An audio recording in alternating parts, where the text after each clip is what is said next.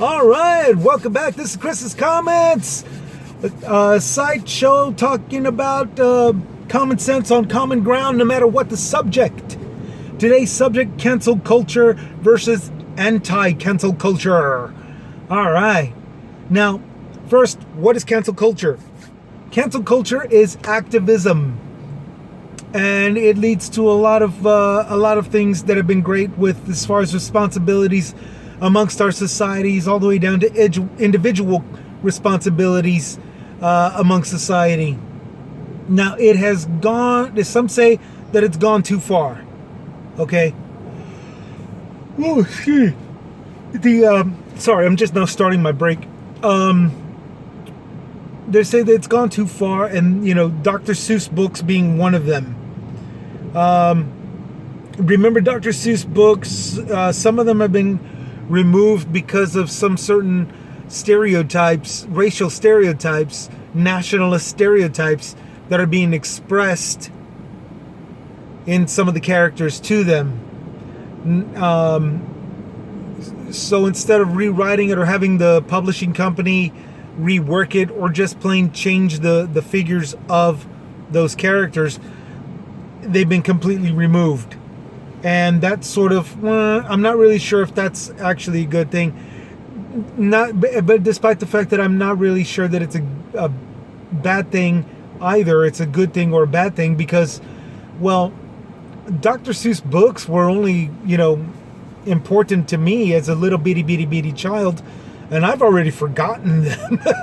I'm closer to 50 now, and I really don't even remember The Cat in the Hat, to be honest. And there was a movie that actor Mike Myers made, so I'm really not even sure if that's such a big deal.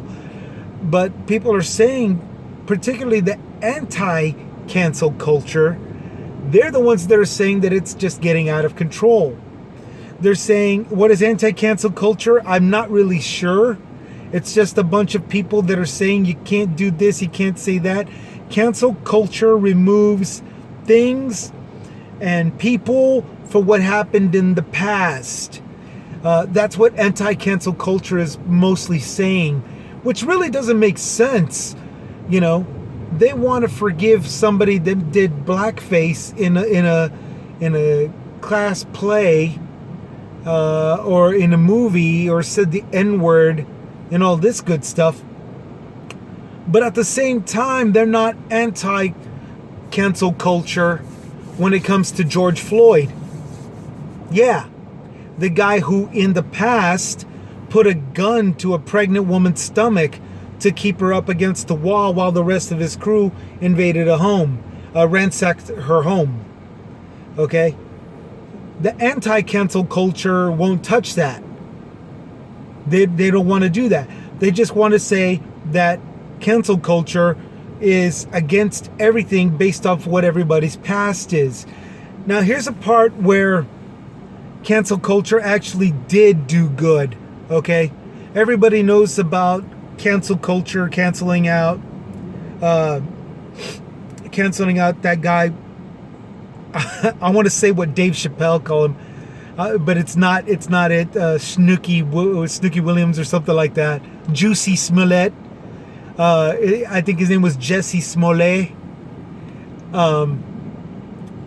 Exposing that and just not supporting him has him out of the way, and not making a pest out of himself anymore, and certainly not staging an attack by somebody of a different political viewpoint. Canceling Kevin Spacey, booting him out of a job, out of the entertainment world, because of the total, I think, 30 young boys that have claimed that he was inappropriately with, if not actually sexually misconductive with. Bill Cosby. Cancel culture did real good with that. And outside of the entertainment world, we can't really forget Purdue Pharma.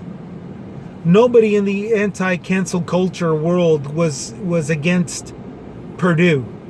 But the cancel culture that saw how they got all of Seattle and a lot of the Northwest addicted to opioids.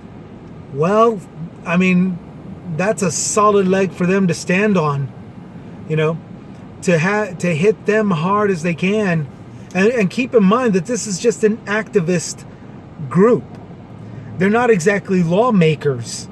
They can just influence the law to enforce it on taking on somebody like Big Pharma that was hurting people throughout the early 2000s, late 1990s, early 2000s, heading into the 2010s, and nonstop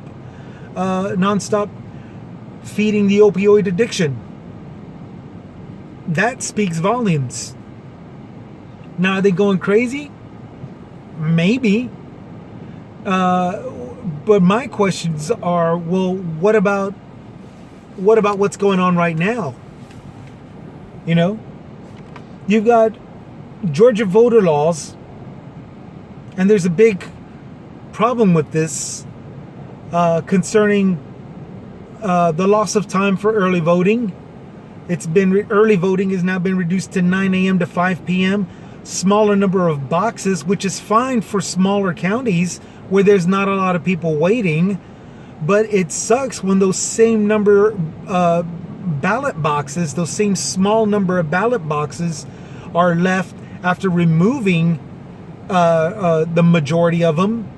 I think it was from 94 down to 23 in larger counties. Well, that causes a problem. And there was really no valid reason why Georgia was responsible for doing that. And then you get somebody like Mitch McConnell who's saying stay out of politics to the CEOs for Coca-Cola and the MLB, the Major League Baseball, and Delta Airlines, who are leaving Georgia. They're uprooting and leaving Georgia, you know, and they're being accused of, you know, the companies are being accused of being cancel culture because of these voting laws, you know. Well, technically, the rights of voters are being smushed. They're being removed. You know, it's ironic because they're actually using cancellations to voter rights, and yet are blaming cancel culture for not putting up with it, even if it's a CEO to a major company or CEOs to a major league sporting thing, in this case baseball, you know. And now there's other stuff like Coca-Cola and Nike and all these other companies that are actually starting to look at other parts of the U.S. to move out, and everybody's saying, well, cancel culture is ruining everything. Technically, it's not. Cancel culture is the effect of what's going on. Cancel culture is activism, and it's the result by groups or individuals to make the decisions based on what it is that they're canceling out. Now, obviously, they can't write the laws. Delta can't write the laws. You know, Major League Baseball can't write the law. Only the state can do that.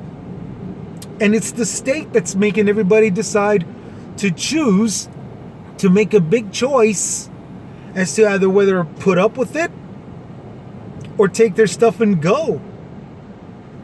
So, you know, cancel culture, anti-cancel culture, everybody's saying that, you know, their thing. But this is what's going on right now. Here's another one. Speaking of, you can't do anything in the past. Okay. You can't do anything because of what you said and did in the past. Well, what about Matt Gaetz? Matt Gaetz is actually seeking a blanketed pardon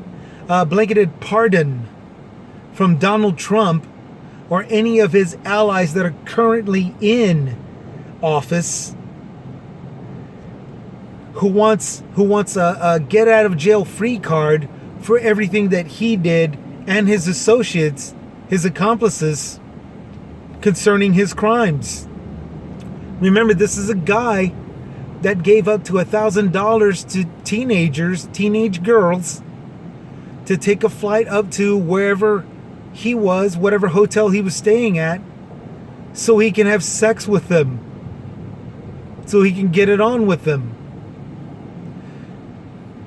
You know, and there's a lot of people that say, hey, some people, you know, are allowed at the age of 17 to go ahead and, you know, be with them. Well, no, let's fact check that, because of memory concerns. Age of consent involves marriage, not boyfriend and girlfriend, not dating, not just seeing, and certainly not sexual activity. Certainly not having sex with the teenager. So let's get that straight right here and now. This is what Gates did in the past. This is probably what he's still doing,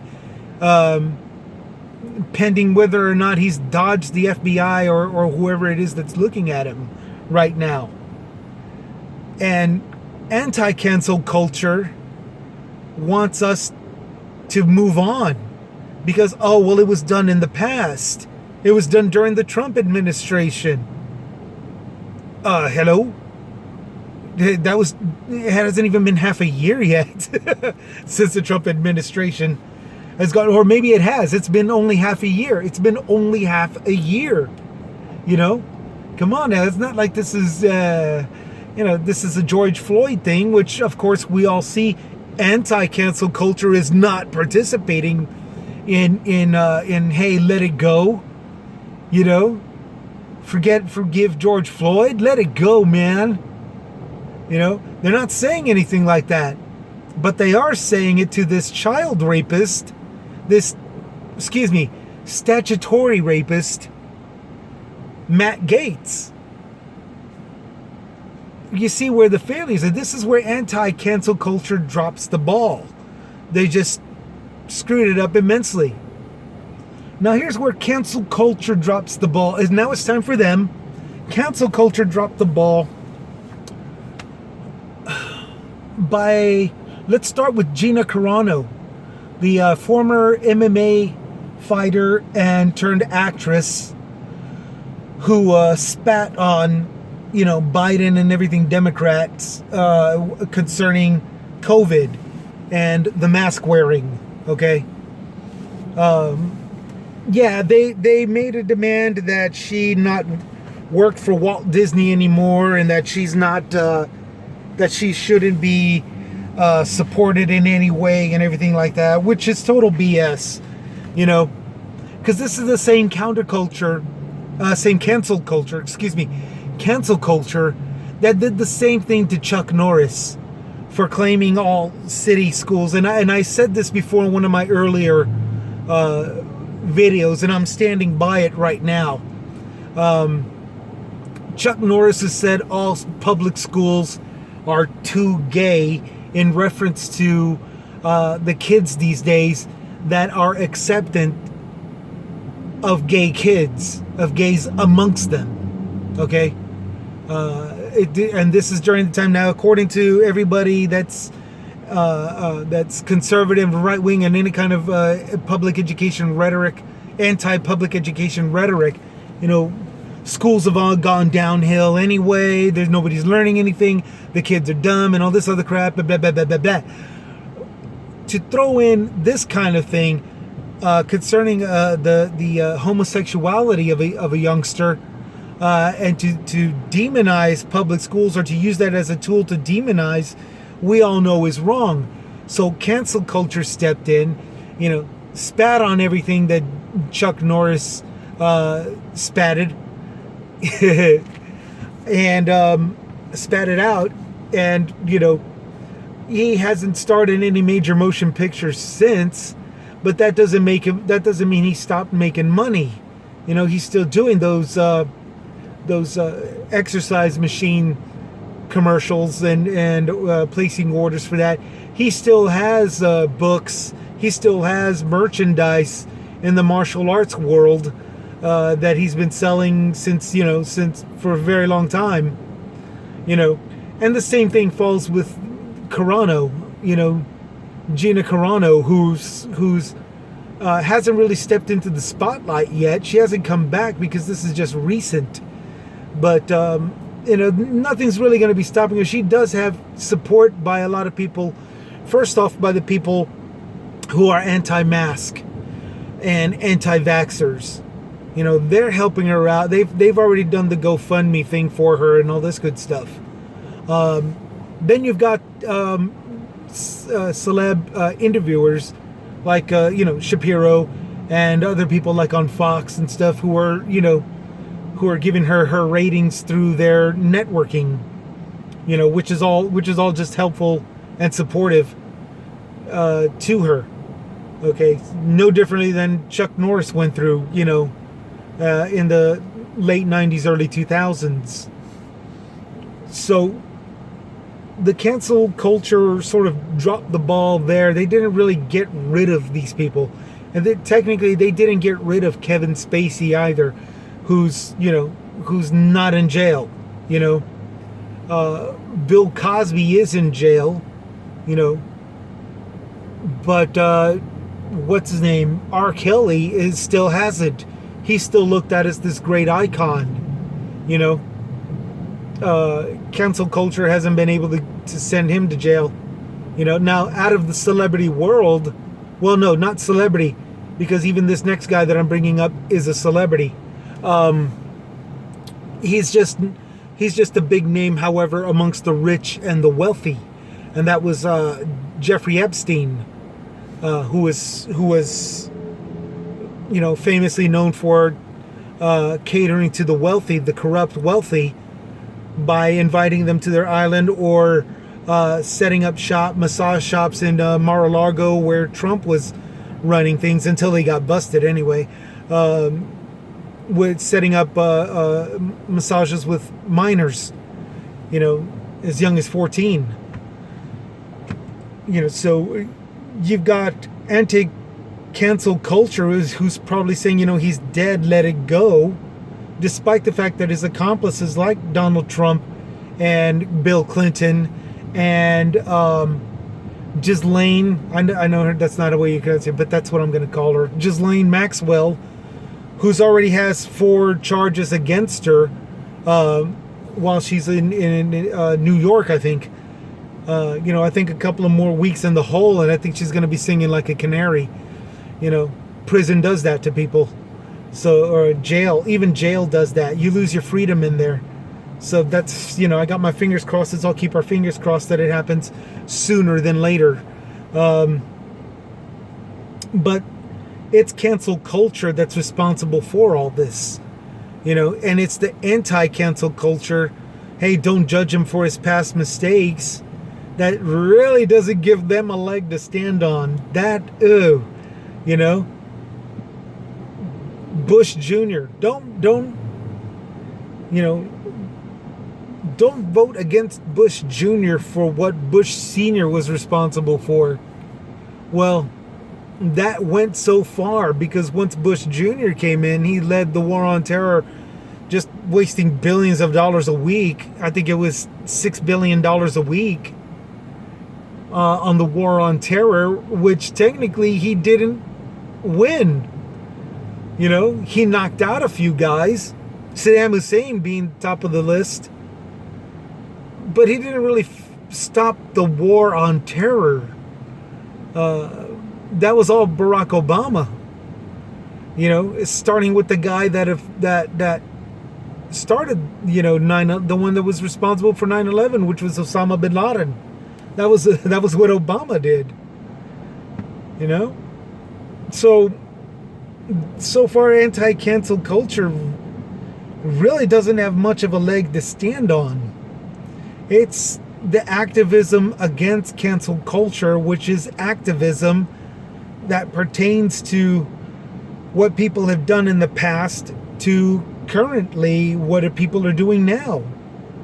And what are people doing now? Well, let's take a look at what's going on right now with Morgan Freeman and his vax statement. I'm a senior citizen. I take the vax. It helped. You should too. I saw the title to this video statement before I clicked onto that video statement. The title said Morgan Freeman and his controversial COVID statement, which technically that wasn't really controversial.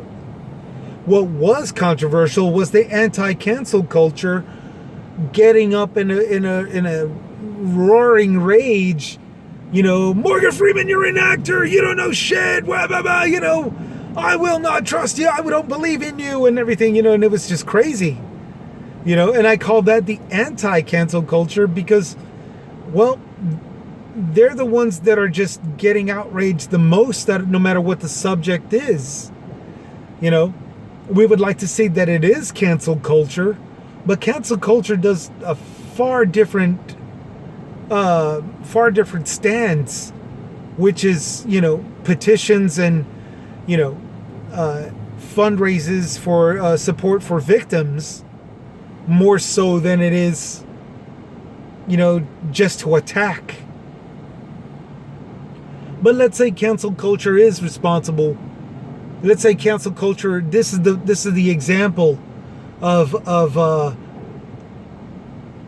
cancel culture getting out of hand. Let's say that's the reason that this is one of the prime examples, attacking Morgan Freeman, who is God on one of his movies. Okay. So how does anti-cancel culture make themselves the good guys? Most anti-cancel culture are against the vax, particularly what's going on right now concerning vaccine passports. They're all claiming that there's a government thing going on and that it's cancel culture exposing passengers and passport holders to reveal that they've taken the vax, which doesn't really make much sense either. When you go to a bar and show a card that you're under 21, you have to have a certain colored ribbon wrapped around your wrist. So to take a flight to get a passport, well, it only says that it only makes sense that you get a stamp that says you got your vaccine. Because how else would you explain the guy getting the vaccine, getting hit by COVID all over again? Well, if you look at his records and saw that he got the vaccine, you would know that it wouldn't be COVID-19. Therefore, it might actually be one of the muted variances of COVID-19, that's if it was COVID-19 at all that killed the guy or woman overseas, over in Europe or wherever it is that he was flying to. It's good info. It's good to process this kind of stuff. So how is cancel culture uniting with the government to see that you are exploited for notarizing that you've got the vaccine on your passport? And how is it cancel culture, and how is it the government that's responsible for this, when on a technical level it's the corporations that are doing it? It's not FAA law or policy. This is what American Airlines is doing. This is what United Airlines is doing. This is what Delta, Southwest, Alaska, Frontier, even all the smaller Aereo Mexico, those are the people that want you to put whether or not you've been vaccinated on your passport. Those are corporations. That's not the government. That's not even an agency of the government. The FAA, that's not even the agencies of the government that wants you to post this on your passport. It's a corporation thing, And that I could see cancel culture weighing in heavily. Usually cancel culture, like again, attacking, Purdue Pharma, attacking Nike back when they were sending their materials to Saipan, where they were contracted to a company that was hiring girls and women only, and setting them up with crazy rules like if you get pregnant, you're fired, which some of them did wind up pregnant, which was kind of bizarre given that they were only hiring women and girls, but some of them wound up pregnant and they were fired and booted out and sent back to either Japan or Okinawa or whatever island that they came from, that they were hired in, they were immediately shipped back. You know, it was cancel culture that pressed Nike to stop doing this crap. Stop contracting this work to companies that are oppressing, you know, minors and women, getting them into trouble, and then firing them even more so after getting into trouble, in this case getting pregnant or claiming allegations of rape, you know, and they would get fired with a bad mark on their employment record, which is how it used to work back then. So, you know, it was cancel culture that put it into that kind of crap, that forced Nike and other companies to come back into the States, or at least go to an entirely different country where this kind of stuff would actually be enforced. This cancel culture would actually be enforced. This activism to cancel this kind of crap that's going on. Now I'm running out of time, and you can look it up for yourself, all the claims that I've made. But we've got cancel culture, which is an activism to obliterate things, you know, offensive. And then you got the anti-cancel culture that claims cancel culture is nothing but a group that removes things or people for what things have been done in the past and what people have done in the past. And it's you can't say this and you can't do that. You know, I'm really not sure what cancel culture is. That's not really an activism. What anti-cancel culture is. That's not really an activist group. It seems like just sort of a rhetoric that's being upheld by people that just want to be angry. You know, they're not really a solid foundation.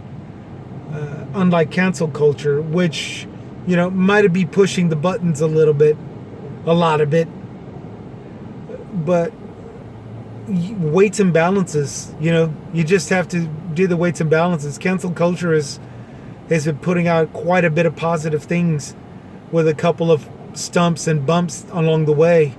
You know, they got their ups and downs, and believe me, don't believe me, read into it yourself, study for it yourself. The positives, you know, the successes clearly outweigh the negatives and the failures that cancel culture is responsible for. So that's the spew of it from this little guy that's taking a step back and looking at both sides of the spectrum. You know, cancel culture versus anti-cancel culture. We'll see how far this goes. It's probably just going to morph into something else, more than likely. But we'll get into that some other time. Right now, I'm running out of time. Y'all stay safe. Y'all keep cool. Remember, this is a show from this little guy down here in San Antonio, Texas, where it's about taking a step back and looking at things on common ground, you know, with common sense. So, y'all take it easy. Have a good one. Stay safe out there. It's the middle of the week. It's a hump day, Wednesday. So, you know, take the rest of it with stride and the rest of the week with stride, and take care of each other. Y'all take it easy. Have a good one. Chris out.